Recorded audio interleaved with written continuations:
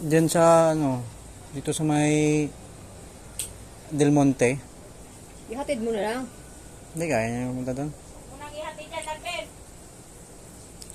Ihatid sa kanya, babalik din naman yan dito. Tricycle yan. Nakakapunta nga yan dito mag-isa eh. Sayang yung gastos niya.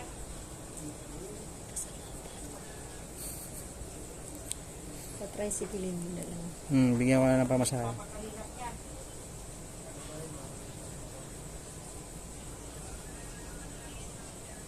Pag nakauwi ka na kuya, huwag ka na lakad yan lakad. Kanya nakakatulong.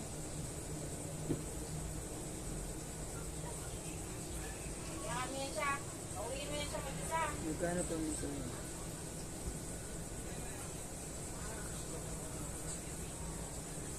Ano yun, kakalakad. Kakalakad nga yan eh. Diyan. Ano, tignan lang ng baga niya. Pero alas. Anong oras na po ba? Ano na, maybe mag-alas 10 na. Kumain ka muna, may May ulam doon. wala. Sardinas ako dito. Hindi, ito. Ano? Diba? May tulungan pa ng kapitbahay namin. Kumain ka na, guys.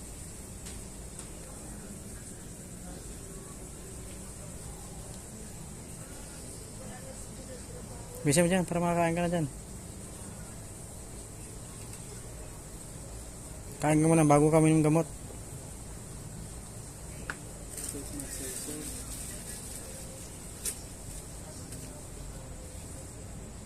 Huwag mo na lagyan ng bulak.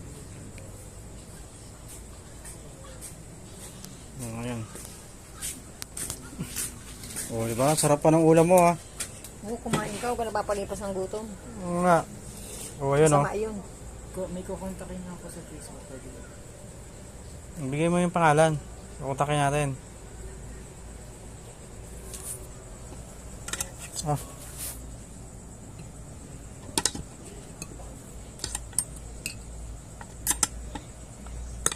Tingnan tayo. Pakainin mo na. Kumain ka muna. Oras na. Bigay mo na yan dyan. Wala, boss. Ha? Alam ko na kasi pinapatuyo mo lang na. Ano? Niyo, kayo din pinapatuyo. Namaga mo pa ano. Siguro ang lahat na nalalakad mo. Ayaw eh. Saan ka ba naglalakad? Kahit saan? Kahit saan? Wala yung kapatid dito. Wala nga eh. Ano ba? Sino puntaan mo sa Cebu?